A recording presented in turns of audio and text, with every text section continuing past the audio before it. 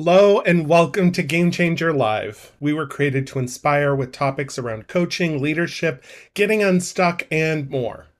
We endeavor to bring you unedited and authentic content. And what that means is that we are live. We're not pre-recorded. We're not, if I had the time, I would edit myself until I looked like a Hemsworth brother. And I don't have the time for that. So who you see here, this is who I actually am. This is who you would actually work with. And our shows air live almost every Wednesday at 3:30 p.m. Pacific Standard Time, and we bring on guests about twice a month. And there's a slight change to our format going forward. I'm going to be curating our guests to be more in line with the mission of that show so that we inspire people around coaching and leadership and getting unstuck and more. And the motto for this channel really is together we inspire. So let's get inspired today. My name is Daniel Connor. I'm an ACC and CPC certified coach. I'm a leader for my local chapter of the International Coaching Federation. I'm an energy leadership master practitioner. I'm the owner of my own business, Connor's Coaching, and the host for this weekly live show, Game Changer Live. Trying to control, live and authentic and unedited, trying to control the uncontrollable is pointless. We hold ourselves back from finishing something because we're afraid of the outcome. We're trying to control other people's feelings and reactions to us, trying to control the future, which may feel like the only way to make yourself safe in the present, is pointless. Whether it's caused by perfectionism, overwhelm, crisis control, or whatever the source. My clients learn to overcome this need to control. Together, we change. So that instead of holding ourselves back, we make strategic gains. We get productive again and let those worries go. We define who we are and want to be clearly. So we spend less time pretending to be people we are not to impress people who are never worth our time to begin with. And ultimately, we wake up feeling satisfied with who is reflected in our mirror. Last week, we talked about the hero's journey, specifically the beginning of the hero's journey, where the hero realizes that they have to leave comfort behind and go on an epic quest, where potentially and hopefully they have someone in their corner, a mentor, a wise person, a coach, to help them along the way and to leave that threshold behind. Today, we're going to be talking about the most important part of the hero's journey, and that is the ending. So what this looks like is this. You have spent a long journey in the uncomfortable. You faced countless challenges. Things have started to calm down. Those worries are kind of in the past. But when the dust settles, everything feels different, and you just can't stop thinking about that journey you just went through. You might even have some trauma from that or injury from that you have to heal from. But ultimately, you're faced with the most difficult and hopefully conscious choice that you can make in this entire journey. And it really is your choice. To live with regret or find a new normal. We're using the hero's journey right now as a way of looking at human development, at human growth, and human potential. If you look at every story that has been told by humans from a 360-degree view, miles up above the surface, that bird's eye view, generally every story fits this monomyth or hero's journey because it's such a great analogy for the way that humans pursue anything. It starts, which we talked about in my last episode, with the hero at home challenged to leave their comfort zone and head out into the world. A mentor, usually, comes along to make that easier, that transition. But when you have navigated the long, uncomfortable, and downright terrifying challenges of whatever your journey was, that whatever you had to face, the hero gets to come back home, back to the familiar. But they've changed, hopefully, on this journey. And there are two outcomes for this story in the way that human beings use the hero's journey. Always, the hero comes home and recognizes that they have changed, and what they were used to, what their home represented, no longer is comfortable because they've grown. And the hero has to make a choice at this point. That hero, uh, that choice that the hero is going to make is the deal. This is what decides whether or not the hero is living in a tragedy like Romeo and Juliet or Hamlet or any of the others, where the hero ultimately fails, or if they're in an epic where they grow and live on and potentially have a book two. There is no book two for a tragedy. There always is a book two in an epic, or potentially. There's untold stories as well. So the hero has a choice. And in a tragedy, the hero chooses lamentation, self pity, sorrow, burdened by the trauma of their journey. Perhaps they even die. Usually, the hero at this point is focused on how they failed, what they could have done differently, and they look back at their life with regret. In an epic, however, the hero embraces the change. They find a new normal and they commit to the skills, lessons, and strengths that they learned along the journey of through the uncomfortable period. So, which tale are you living right now? Are you looking backward, filled with regret and choices that you wished you had made differently? Or do you look at the skills, the strengths, and the lessons that you learned? I'm going to get a bit vulnerable here and give an example of what this looks like for human beings going through a journey. And I am sharing my story. There are other people involved, and each of them have their own story as well. This is my story.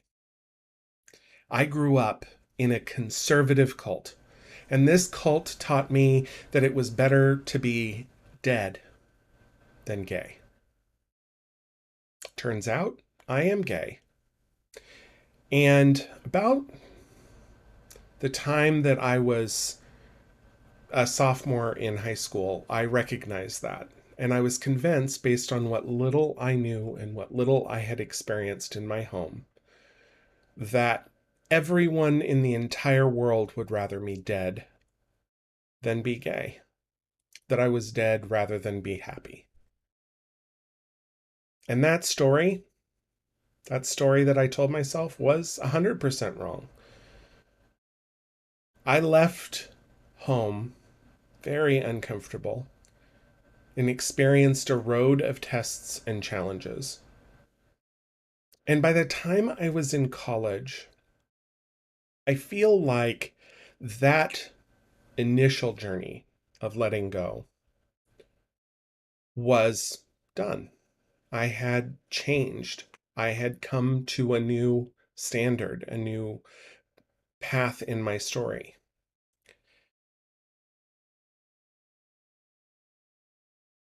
I could have made this story a tragedy and said that I didn't learn anything. I have nothing but regrets. And ultimately, yes, the world was right.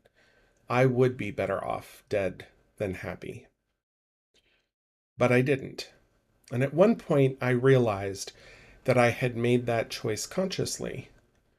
I was on the phone with my dad in college. We were talking about my past, my history, and he said, like many parents, I wish I could have saved you from all of that. And I suddenly realized that I had grown and that I had learned so much from the difficulty of that journey that I no longer regretted the trauma that I had to go through or the experience that I had to go through, but instead that I had skills and strengths that I didn't have going into that journey that I could be proud of. And the things about myself that made me feel the most powerful were strengths that ultimately I never would have gained if I had let my story be that tragedy. So I told myself and my dad, that wish that you could have saved me from all of the trauma is a little bit like wishing that I was dead now. Because I know you want to protect me, but the person that I am today is the person that was forged in the fire of all of that trauma. That I am a stronger person, and the scars that I carry forward make me who I am. I'm proud of my ability to navigate through life, and my trauma had to be experienced for me to become the person that I am today. Now, that's a pretty significant example. And usually in my coaching business, we're talking more along the lines of looking back at how you parented your children and worrying that you didn't do it correctly, or looking back at college and feeling like you made the wrong choices. I know I've had that experience. The hero in these stories is always at the point of choosing whether or not they have an epic tale or a tragedy. And I just want to say right now that trauma is real, trauma exists. And usually during whatever kind of crisis is creating this hero's journey, there is healing that needs to happen. And that healing needs to go through a qualified mental health professional to deal with the trauma, to deal with the scars, so that you can get to the point where you can close out your story and start the next journey. Where I come in as a coach is really in how you make those lessons, those strengths, that commitment to moving forward. And the road the road to this place that we get to is filled with traps and ugly things that we could spend the rest of our days lamenting. But if we challenge ourselves to see that what we have gained, what we choose to make our story going forward, then we have chosen the path of the epic journey. We get to live in our new skin. We get to move on to the next story. We get to have a part 2 or a second chapter or a third act or whatever you want to call it. The next adventure, the next journey, the next self-discovery, and more growth.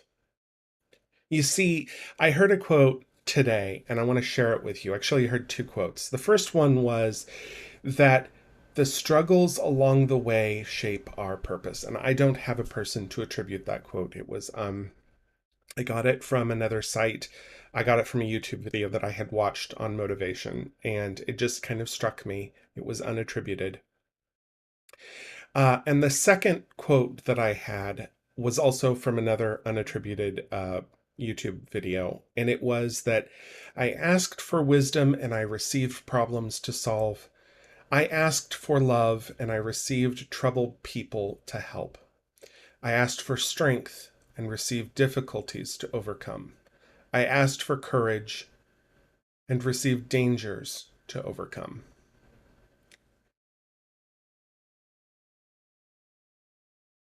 Really, this is how human beings grow. We grow through trial and tribulation, not through everything being handed to us with silver spoons.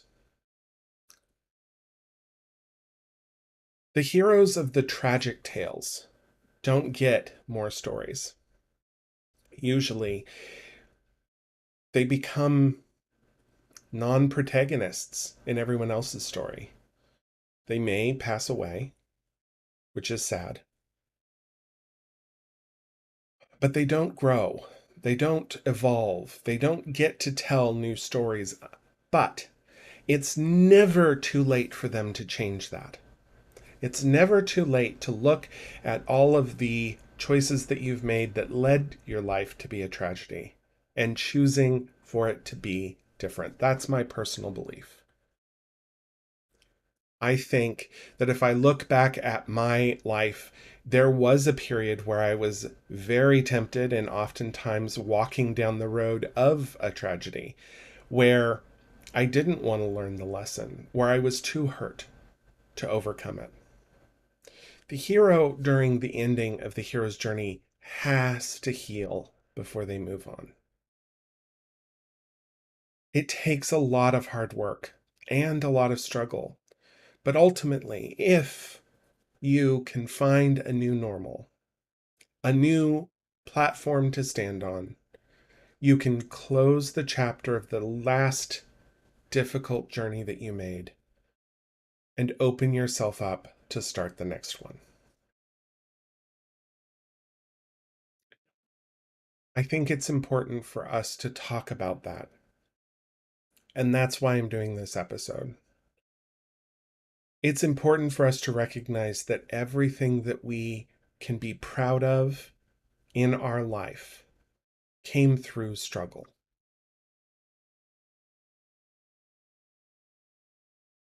I'm a coach.